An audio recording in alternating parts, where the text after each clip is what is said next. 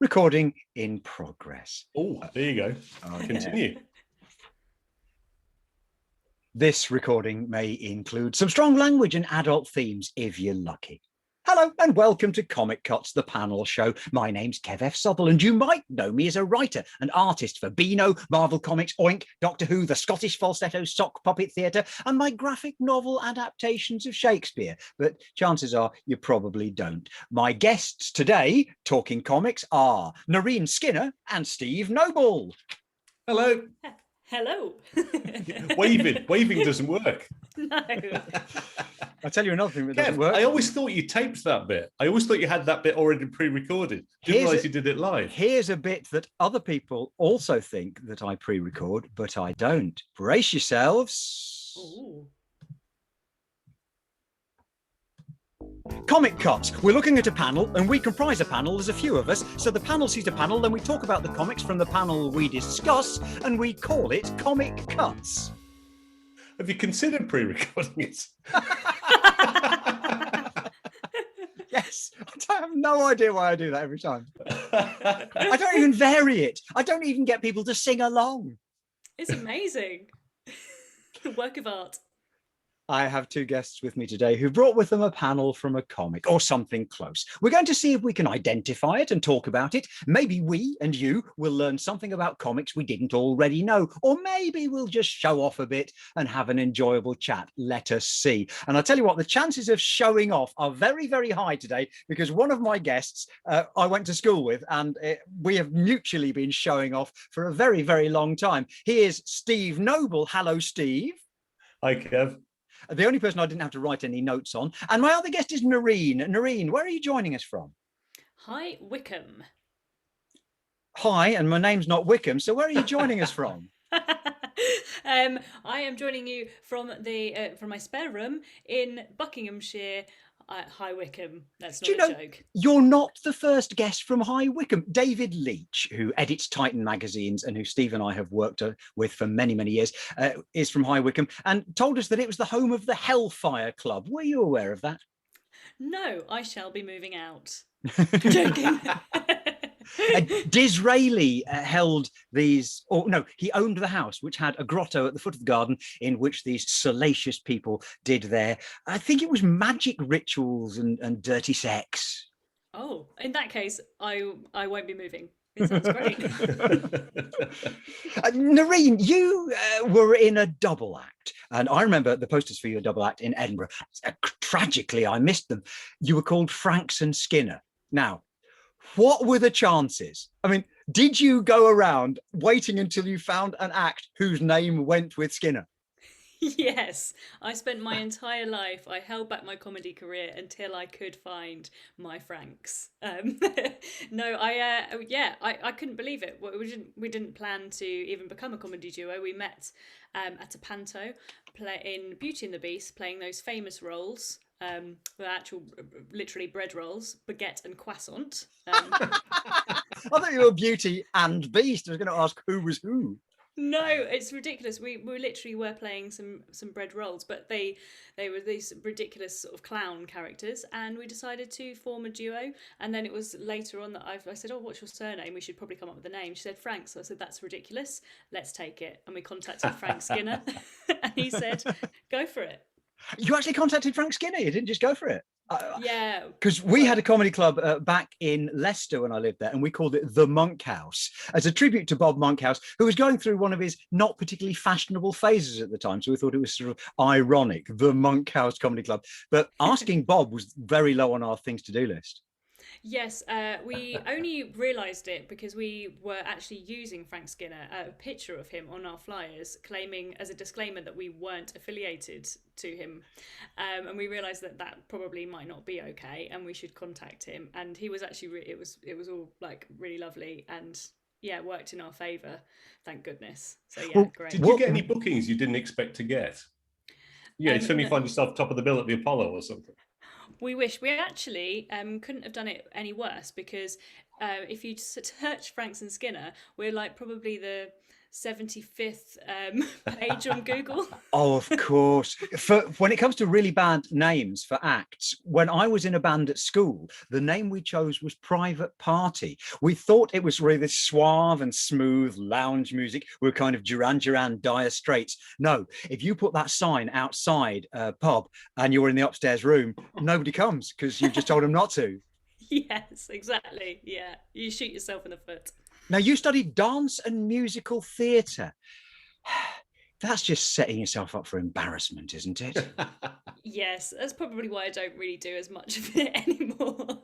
I trained in dance and then musical theatre, and then went into comedy. I think it was probably just to get myself out of the madness. But it's followed me around, and I now teach dance in schools in my spare time, and I just love it, really. But I can't take it seriously. That's my problem. That's the hard part, isn't it? Because there's those of us who aren't in the dance world and aren't really aficionados of musical theatre, just sometimes look at people doing things that we think would be far, far too embarrassing. I think people think that about comedy as well, don't they? They think it's going to be terrifying to do.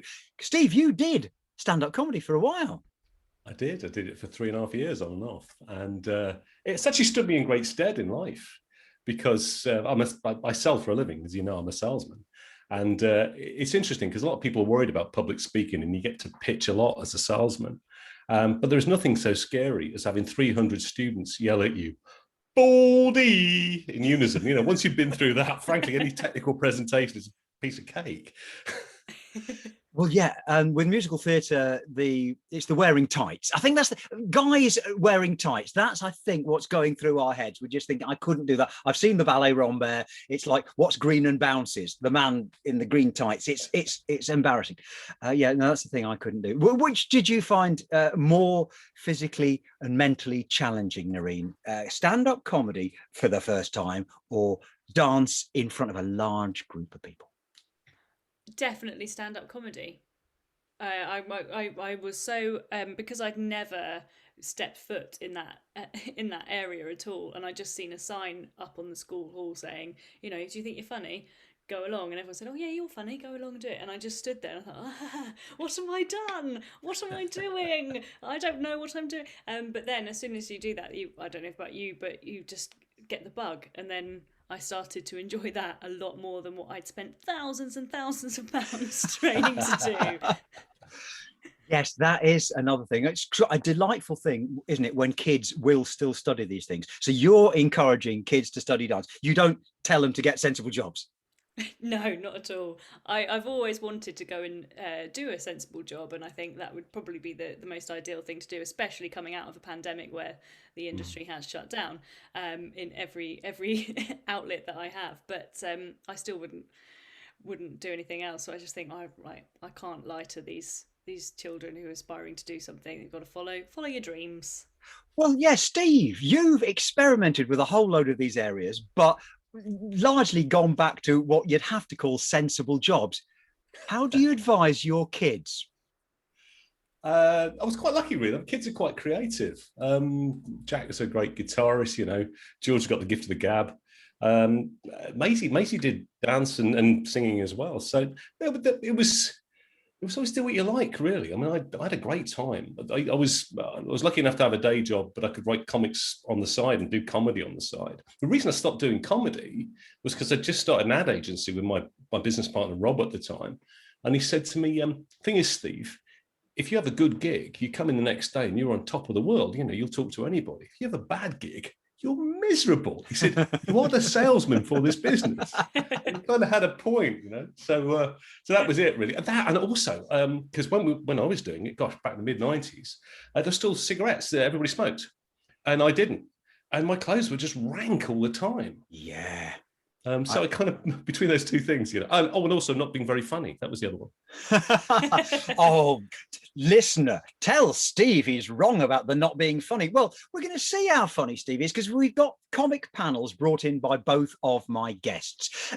Listener at home, you can see these panels on the website, kevfcomicartist.com, and they should be on the holding artwork for this podcast episode, depending where you get your podcasts from. But don't worry, you don't need to see these, because you're going to have them described by the fellow guest. And I think we should begin by having a look at Nerine's selection. So let's have a look.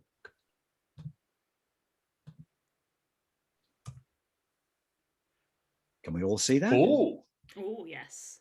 Okay, Steve, can you describe, without guessing yet where it's from, what are we looking at? we're looking at a tight close-up of a very blonde lady, I'd say with quite 60s makeup, 60s hairdo. And she's thinking to herself, one quick tip. Sorry, I'll get this right. One quick twitch, and I'll have this mess cleaned up. For the benefit of the panelologists at home who study line technique, inking, that kind of thing, we're looking at an entirely square box. It's been done in brush and pen, I would say, more brush than pen, but a bit of both, and it's in color. It's in the sort of color that you would see in an American comic book of the 50s, 60s, or 70s. And this scan also shows us that the page has faded and yellowed in a way that's very familiar to those of us who have old comic books. And also, the voice bubble, one quick twitch and I'll have this mess cleaned up, I think gives me the clue to what the comic might be. Steve, do you want to guess? I'm guessing it's Bewitched. I didn't know there's a comic of Bewitched, but I'm guessing that. And I'm guessing it's Bewitched, and we're looking at Samantha. Nerine, tell us more about this. Yeah, I absolutely love Bewitched. I watched it when I was younger, and like yourself, I didn't actually, like Steve, I didn't know that there was a comic, and then I was looking recently, and I thought, actually, this is amazing. What an amazing comic, and so well illustrated. And I thought, actually, I could really get from that what the show was, what the series was, and it was a real big part of my childhood, because basically I just wanted to be Samantha, and I thought I could be if I just twitched my nose. So I went through a real series, like a whole period of time where I just twitched my nose at my mum, thinking that And she thought she'd got a guinea pig for a daughter. Yeah, I thought, oh, if I did that, then I'd have cleaned up the room, or I'd get my dinner would be served. It never happened. But I just enjoyed that world so much, and I think that's because of the dance aspect and the musical theatre, or like kind of just a bit more otherworldly. I was kind of living in La La Land, probably. Well, it was one of those TV shows from the 1960s which had a lot of magic and a lot of fantasy about it, which when Steve and I were growing up, we were watching the telly of the 1970s, which included repeats of Bewitched from a little bit earlier. But I found a lot of the stuff was a lot more mundane. It's almost like there was less money in telly. And certainly things like Bewitched and the Munsters and the Addams Family, and then the great cartoons like the Flintstones and the Jetsons, very fantasy and imagination built, very exciting to kids. Batman, of course, the Batman TV series. There wasn't quite the equivalent when we were growing up. Do you think was there, Steve? No, like you, I mean, we were seeing the reruns, weren't we? That was the thing. We were seeing that secondhand kind of view of it. And of course, it was different culture to us as well. It was an entirely different culture. What I'm taking from this, and what's really interesting to me, is it doesn't really say Bewitched. And I don't mean that dismissively. That's a beautiful panel. That is something, that's a 1950s, 60s Mad Men model. That is something, and it's not quite Samantha, funnily enough. It doesn't really resemble her, but it's a beautiful drawing. Is that? Yeah, the nearest I got to comics like this was I got Partridge Family comics, because I was a Partridge Family and David Cassidy fan when I was very young. Shut up, it's true. And they were comics. They were published by either Dell or Gold Key, one of the less sexy, or maybe even Archie Comics, the less sexy publishers. And they will be the people who did Bewitched comic, I would have thought. Dell and Gold Key did a lot of spin-offs. They did the Star Trek comics for very many years. And quite a lot of the artists were working from very limited reference. So you couldn't get the comprehensive reference. You couldn't get videotape or freeze your screen in any way. So you'd be given a few photos. So it would be much better for an artist to come up with their version of the character, partly from memory and from the few references they had, than to try and get a photographic reference, because they'd never be able to do it from every angle and every picture.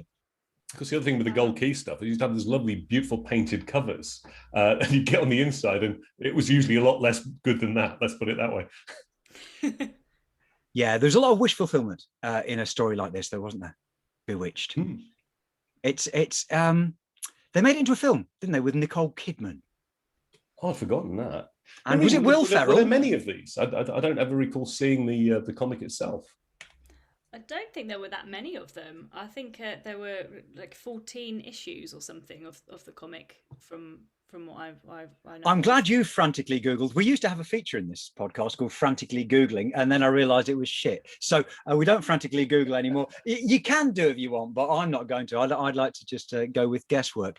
If we were to frantically Google, we'd probably find that this only lasted for about a year. The TV series, I think, lasts about 4 or 5 years. Okay, Steve, Wayne's World. Steve Nerine, but I know it's Steve who's going to guess at this.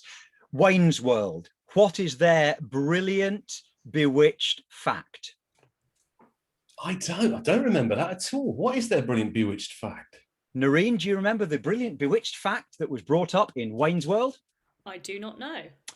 Well, she had 2 husbands, Dick Sargent and Dick York. Larry Hagman, yeah. Oh. Dick Sargent and Dick York. Sergeant York. Oh no, that is better. Oh, Mind dear. blown. Wow. Larry Hagman was I Dream of Jeannie. I'm getting my Spooky Wives mixed up. Oh, right. So it wasn't even Larry Hagman. But I can't remember who played Dick Sargent. Isn't Dick Sargent the name of the actor? Sergeant is the name of the actor, Yeah, not Sergeant Dick. So Dick Sargent didn't also be Larry Hagman. That would make no sense. Sergeant York works better. Wait. Give me a clean feed. I'm going to tell you that brilliant fact again. Samantha had 2 husbands. Her husband was played by 2 different actors. They were Dick Sargent and Dick York. Look at the surnames, Sergeant York. No way. Whoa. You're not going to tell me you edit this afterwards, are you? I'm going to have to edit it, aren't I? Whatever happened to the actress who played Samantha? Isn't it unfair when someone has a big lead role? And I guess nowadays their agents get them so much money that you can have that one big role, and then the fact that nobody ever gives you any work afterwards isn't a problem. But I don't remember. If we were Googling, she did a couple of TV movies, one of which is quite a well-regarded horror TV movie.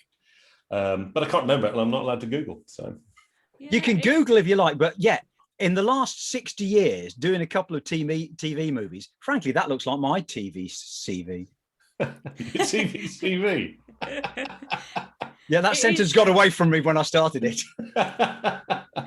It is so fascinating, like you say, because I was thinking that just recently I've been watching quite a lot of series, as we all have, and the one that I've been watching was Schitt's Creek recently, and I was thinking those characters are so strong and so clear, like you just believe that they are them. And I thought exactly that, like how they're pigeonholed then, aren't they? That it's hard to play any other character, and I do feel the same way.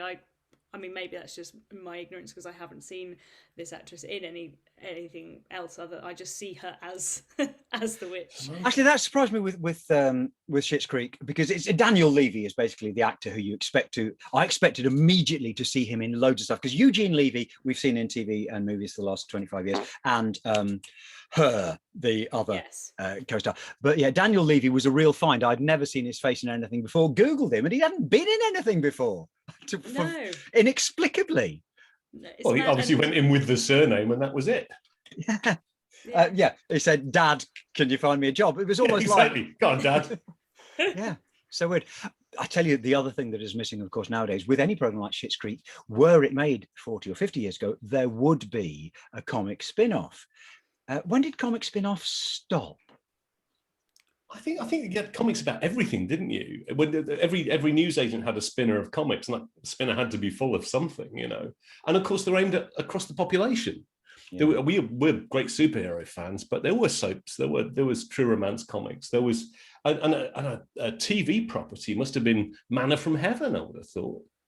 Again, it's already got recognition. The big one that I used to read was Look In, and what they used to do, they seem to have some sort of blanket license to ITV TV shows. And so you would get a 2-page, $6 Million Man strip, a 2-page Kung Fu strip, a 2-page strip of the Tomorrow People, the Bionic Woman, Benny Hill. All these people had these really short strips rather than having a whole comic to themselves. I get the impression that licensing has changed an awful lot since those days. And now you would have to be, well, I did a licensed comic, of course, the Gladiators comic, and you paid a certain amount of money and then you were granted the license to put out this comic. But it was under pretty, restrictive terms, and they expect a lot of bang for their buck, which means just 2 pages in one issue would be impossible. Crack me beer while you've got your drink going on. There you go. Yeah, sorry, I just did a sentence which is going to have to be edited out because nobody could say anything after it, and it was pointless. So adapted comics from TV shows. Steve, you and I worked on a few of those, didn't we? Red Dwarf, Zig and Zag Zogazine. Did you do Hanna-Barbera comics? No, I did Warner Brothers. I did Tiny Toons. Count Duckula. And Count Duckula, I did, yeah. These are my minor claims for fame. I had one creative period in my life that was less than 5 years all in all, and I'm still coasting on that now. Frankly, still signing the autographs, still getting people recognize me in the street. Oh, no, I don't really get that. But so I did. Well, Kev, give you lots of credit, mate. You got me into both comedy and comics. We got into comics writing together as a result of writing fanzine strips. And you got me in as a gag writer and then rejected all my jokes.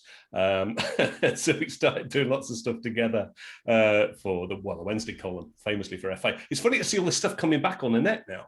People like David Hathaway Price doing lovely scans of stuff that we'd kind of forgotten about that we did 30 years ago. Yes, we were in the fanzine Fantasy Advertiser. Listener at home, you might like to Google for Fantasy Advertiser, and then 30 seconds later, you might realize you've just Googled the words fantasy and advertising, and you will regret that. But it was the name of a fanzine which Steve and I contributed to. We contributed to a thing called the Wednesday column. These are all names that you wouldn't give things now because they're ungoogleable. Wednesday column, Frank's Skinner. That got us the work from Brian Clark and the team to work initially on things like, because we did the Mad pilot, didn't we? We tried to do a Mad magazine. That was the first thing we got commissioned to do together, which Brian paid us money for. It never went anywhere, but it was great. And from that's where I got to work on Rainbow and Red Dwarf and Duckula, as you said. And you're right through the 90s when we were working on these comics, the spin-off comic from TV shows and movies was still seen as a thing. They thought they could do it with cartoons like Count Duckula. I remember the real Ghostbusters lasted quite a long time, considering that was just based on the cartoon spin-off from the movie. And so it lasted way longer than the show was on. Red Dwarfs Magazine was the most frustrating one because we started working on it on the gap between, was it series 5 and series 6? And the comic got cancelled just before series 6 came on. Well, also because there was that long hiatus between series while certain criminal matters were resolved, which turned out not to be criminal, but it was a bit awful. Craig Charles. You're going to have to cut that bit as well. Oh, really? Can't we say that Craig Charles was accused of rape and found not guilty? We can't say that. I'll tell you what, I'm glad I'm not your producer here. And so, Nerine, did you ever read comics based on any of these TV shows? No, I feel really bad for saying that amongst two absolutely amazing, really cool dudes. Imagine the notion of comics being thought of as cool. Trust us, when Steve and I were growing up, the reason Steve and I became friends in the first place is that we were the only two people in our entire school year who would be seen dead reading a comic. Oh, really? And nobody liked us, Nerine. So we had to find somebody to talk to. Steve with his thick head of curly hair and his slightly chubby face. No, I never. It was never a thing for me. But to be fair though, I never was great at like reading things. I was always quite. I was in my head like creating stuff all the time, which probably says a lot about me. But also it does make me laugh. You've just made me think about the fact that it was Lizzie Franks, my comedy partner, who said to me that she said, what do you do in your spare time? And I just said, I don't know. And I think even when I was little, I don't remember. I just remember always doing something that I was so fidgety, I didn't sit down. So the idea of actually looking at something I sound like an awful, boring person. Well, no, because that's exactly what kids do now. My niece, well, one of my two nieces is at theatre school. The other is likely to be going to theatre school. And what they can do, of course, is they are on Instagram, they are on TikTok, they are on YouTube. They're showing their physical stuff. They're doing the acting.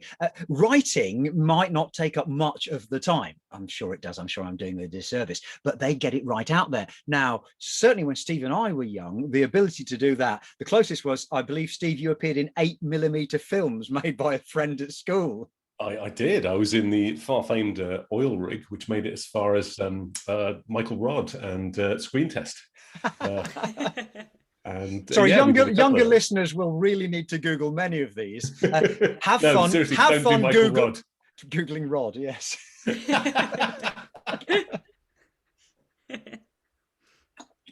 Sorry, I must just make a list of the words to Google later. So we haven't really talked much about your panel because it is a beautifully composed panel. I mean, I actually, it's just a nice piece of art in its own right. I know it said didn't necessarily resemble Samantha, but the look in her eyes is actually really wistful. This is a woman in love here who is looking out. What she's worried about is doing the housework. Yeah. I can show you more. I can show you the rest of that page, which is what Nerine originally sent me. So we see the whole page 1 of Bewitched, and we can tell you it's March 1967, published by Dell. We were right. Wow, that's really nice. And it's from a story called Wrong Way Witch. Look at the muscles on Darren. Bloody hell, he works out, doesn't he? Look at the spelling. Look at the spelling of Darren. Darrin. Yeah, but he's married to Samantha, so. She also has like the most amazing cheekbones. Like I think that was part of it. I just always wanted to be her, and I thought, well, I could maybe one day actually be her. And also my brother is an amazing artist, and I was looking at Kev's work as well, and just like it's so incredible, like it's so intricate. And I think for me, when I was looking at comics, that was what stood out to me, or something to do with the, I don't know, like you were saying about the eyes are looking wistful. It just looks bright and colourful and just shiny to me, even though it's not shiny at all. But you know what I mean? Yeah. I'll tell you what, Kev, that also reminds me of the. Do you remember that run of horror comics that DC did in the early 70s? Not the Crypt Keeper. What were they? They were the ones that were very House of Secrets. That's right, House of Secrets. It's got very much that vibe to it, particularly with the Bewitched logo there. It does look like something that could have come out of one of those not horrific enough for code comics, you know. What stands out to me now, and that I'm really admiring of now, which I wasn't as a child, is the draftsmanship or the draftspersonship. That is to say, the figure drawing is realistic and convincing, and yet it's not been done from photo reference. And so these artists, and they used to do a lot of the girls' romantic stories, they would have a really realistic look about them, a real solidity, big, solid brushwork. And that was, as far as superhero comics were concerned, really unsexy. What a reader like myself was enamored of was Jack Kirby, Steve Ditko, Steranko and Gil Kane, these over-exaggerated, over-muscled dynamic shots, which would all be with wide angle lenses and different shapes of frame and dynamic layouts. And that's before you even start on the ridiculous costumes they'd be wearing. And something like this, it was so tame and lame because it was so accurate, I suppose. Yeah, but look at Darren's arms. I mean, seriously. Yeah, no, I think this is simplicity. I think that it for me that draws me in, and maybe that's probably because I want a bit of that in my life, a bit of normality or a bit of routine or something. But even just when you watch the series, the fact that, like you had mentioned earlier, that the tech side of things just wasn't there yet. You know, even you can see how that would have been done. It's just very, I don't know, just mundane that contradicts with what it actually is. It's magic, but it's simple. It's magic, but it's simple. Let's see if that applies to the second picture we're going to look at today. This is going to be the selection that's been brought by Steve. Oh, what? Was that link a little bit cheesy? Well, let's go from cheesy to easy. Listener at home, if you want to see this picture in full, it's on the website and should be on the holding artwork for the podcast. But don't worry, you don't need to see it because Nerine, you're about to describe it. What are we looking at? Whoa, it's a busy one, isn't it? There's a lot going on in this picture. A lot of what looks like kind of, there's a gun. There's a man, very strong man, in red holding a gun. There is a motorcycle at the top. There is a Dalek type person, creature, thing in the middle, also holding guns. There's lots of guns, lots of weapons around in this. Very different to my picture that I sent through. Actually, the more I look, the more guns I see, and the more weapons. I really don't like guns. No, and it says outside of the gun, out of the gun, it says pa pa pa pa pa pa pa pa pa pa pa pa poo poo. It's a poo gun. And it's a poo gun, and it's it's Saturday night. Apparently, I see that it's Saturday night. Well, typical Saturday night, I suppose. Nowadays, we've all been stuck inside, so maybe that's a connection. Tonight's rampage is brought to you by the warlords. Oh, I didn't read that bit, and that at least that does confirm that I'm along the right lines. Weapons and guns, warlords, and yeah, there's a lot of text in there, which is great. It's very busy. Lots of color-wise, you've got like greens, blues. There's some brown in the weaponry. There's the guns are blue, and they've got at the top, you've got the Go Gang now going across in pink, neon pink with a black background, like a strip. But there's something to see, even if you haven't seen it all. The more you look, is that a horse? No. No, I'm not seeing a horse myself.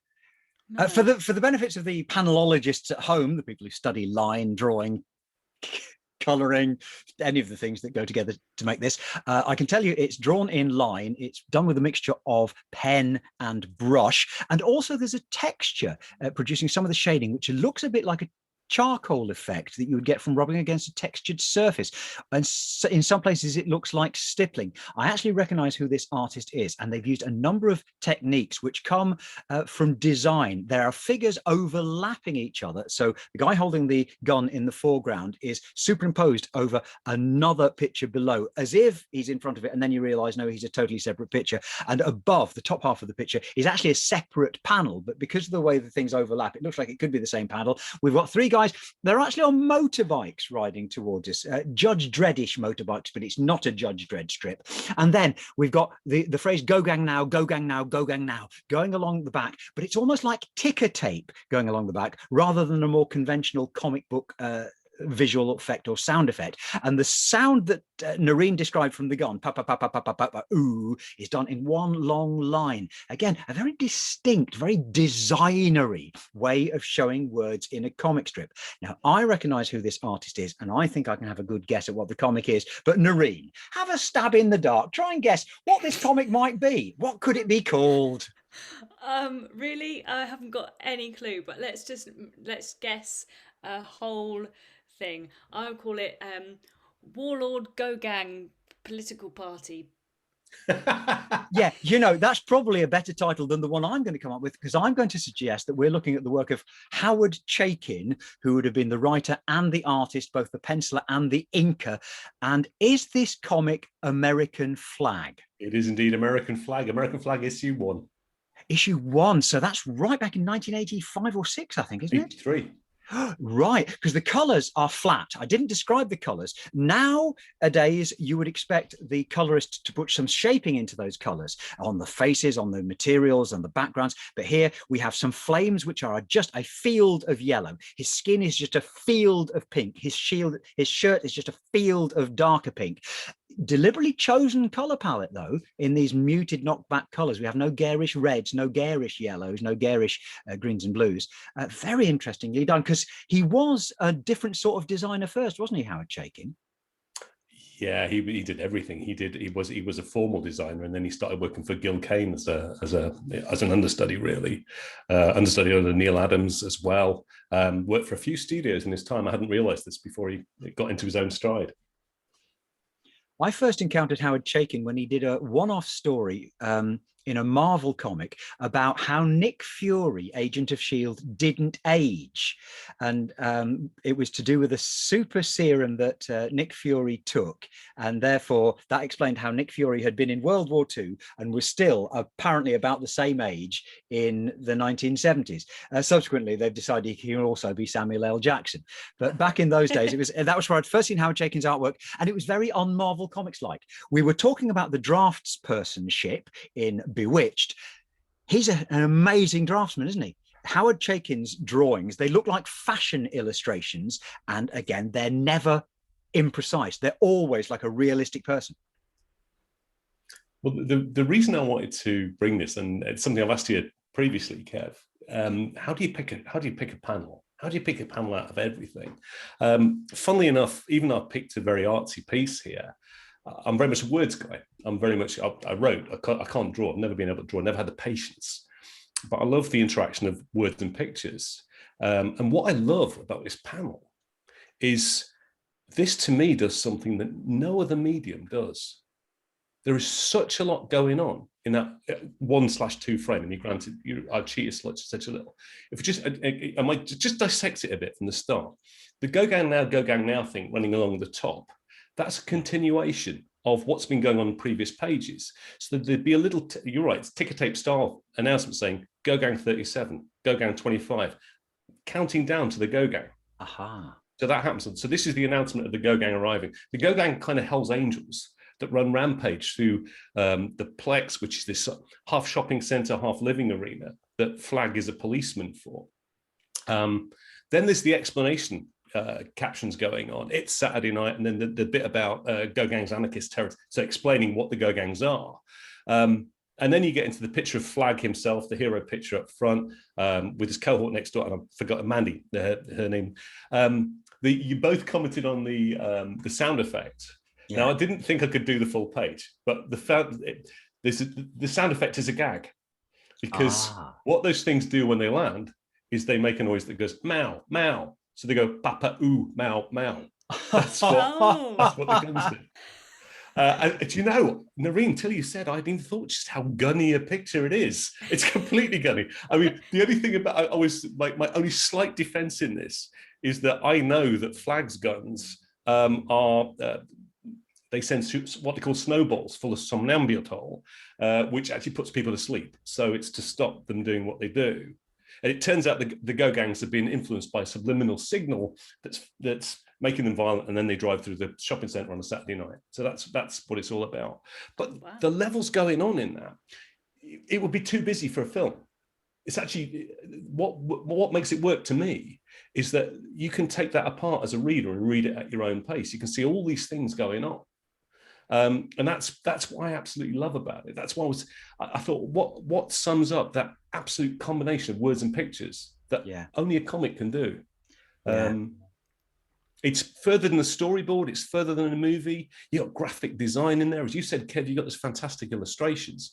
They're not his best words. I mean, he's not, to me, the best dialogue writer, and you can understand why he went to TV in the end. But at the same time, you've got to have a big brain to comprehend a lot of the stuff that's going on in Chaykin's stuff. That's very true. When we were looking at Bewitched earlier, it stuck to very clear rules. You would have to keep everything within those square frames or rectangular frames, and you've got to be able to clearly see what happens from one picture to the other. It's not so much insulting to the intelligence as helping people to read it. And what Howard Chaykin is doing with this American Flag page is he's challenging the reader, isn't he? He's like an art house filmmaker who's saying, telling a story is all well and good, and I think I can do that, but now I'm going to try and make you work. Well, it reminds me of The West Wing. I love The West Wing. I love Aaron Sorkin as a writer. Sorkin introduces you to people having a conversation about something you've got not a clue what they're talking about. And Trial of Chicago 7 does the same thing. You come in halfway through things and you build a picture as you learn. Chaikin is doing it throughout. He does it through all his work. He's got a recent book. Have you seen Hey Kids Comics? No. Hey Kids Comics is his Mad Men of the 50s and 60s, Marvel and DC, World of the Creators. But it's told in this really complex style with flash forwards and flashbacks. It's beautiful. It looks great. You have to take your time to read it. Look at his faces. You would cast John Hamm as American Flag, wouldn't you, Nerine? Yeah. Oh yeah, definitely. I was going to say it's amazing. Even as you were speaking, because as the time's gone on, I've started noticing more and more things. Like you were saying, it makes you work, and the layers of it. I've only just noticed that there's a woman in the back. Mm-hmm. I didn't even see her until now. Well, you see, this is another thing with the comic strip building up over the pages, that once you've seen like the backgrounds and the locations in an earlier picture, you then carry it over yourself. So it's slightly different from film, because you can actually miss the backgrounds out, but they're retained in your memory and you don't have to put so much of them in the picture. Similarly, that character, we'll have seen her in previous pictures. Oh, Mandy, yeah, she's all over it. I mean, he draws, Howard Chaykin draws incredibly sexy people of both sexes, always has. I mean, that's very much his thing. Yeah. And everybody looks stunning throughout this. But I mean, it's funny, the thing is, he's very body positive as well. You'll get people different sizes, different weights, races, colours, creeds, etc. He doesn't really comment on it, which is another great thing. This is, I think, set around 2031, which was 50 years in the future when he was writing it and designing it. And it's got that whole integrated world. And no, I really like it. I mean, to me, it was where he peaked. So the one thing I also wanted to point out was that, again, there's another gag where they say, wave one's over. Remember, folks, rubber bullets, they are taxpayers. You know, these are Hell's Angels students at complex. As rubber bullets, because they pay taxes. You know, they're paying a salary. You've got to be reasonable here. I'm still convinced that that's a horse that I'm seeing. Where is the horse? Where's the horse? top left, it looks like a horse-type man holding a barrel. Oh, no, I can see the guy who is in front of... He's got a hammer in front of his face. Oh, it's a hammer. He's got a hammer, but it doesn't help. There's a strap coming up here. You're absolutely right. It looked like it's got like hair on his... You just made him look like Stan Laurel.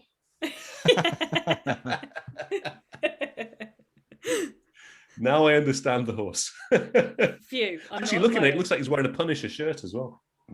Oh, it does, actually. Talking of futurology, a lot of this future dystopian design was coming into fruition in the 80s, wasn't it? In movies, you're getting Ridley Scott doing it, and in comics, you're getting Howard Chaykin doing it, and you're getting it happening in the DC titles, which we're going to in a few years turn into DC Vertigo. Were comics ahead of the time, design-wise? I'm looking at that, and I think they were echoing the time. I mean, funny enough, I'd love to see it would really suit a TV series, American Flag, especially with the budgets that we've got now, because it was beyond the budget you could do in film or TV back then. It wasn't quite so Blade Runner. It wasn't quite so Max Headroom. It wasn't dour. It was bright. In fact, funny enough, it wasn't really quite there with the Afroculturism that we've got now, but there was a little bit heading that way, you know. It definitely has that vibrancy to it, and it's all again strangely corrupt and strangely positive, which I think, funnily enough, might be an American view of a dystopian society. It's going to work out in a strange sort of way. Yeah, it does suffer from the fact that when you describe the plot, it's Paul Blart Mall Cop. Okay, so there's another wonderful thing here. Flag was he's a new cop. I mean, it's the whole story is about him taking over as the marshal of this plex. His previous job was as a porn star, Mark Thrust, who is and Mark Thrust. His TV role is taken by his CGI replacement. He loses his job to his CGI replacement, has to find another job, becomes marshal of this complex, and that was 40 years ago. They were doing that, Joe. Now that's pretty good futurology, because usually they don't get it that right, do they? I've got a comic from 1989. I've forgotten the title of it now. It was when Marvel did a spin-off series of non-Marvel Universe stories, and someone has downloaded. He's got a chip implanted in his arm, and this is set 100 years in the future. It's set in 2089. This comic from 1989, and he says, yes, This technology is so advanced. I've got 3 gigabytes of information in here. Come on. And I've got a plan from Virgin Mobile. Oh, God. Don't get me started on Virgin, please. We have been looking at artwork from Bewitched, the Dell comic from the 1960s, based on the TV series by Screen Gems. And we have been looking at Howard Chaykin's American Flag. Thank you, Steve. Thank you, Nerine. A listener at home, if you want to ask us any questions or find out more about my wonderful, wonderful guest, you'll find us on the social media. Nerine, where do we find you? I'm on Instagram and all of the things at Nerine Skinner. And Steve, where will we find you? Sadly, I am Steve Sales Noble, also known as Shameful Steve. But yes, Steve Sales Noble.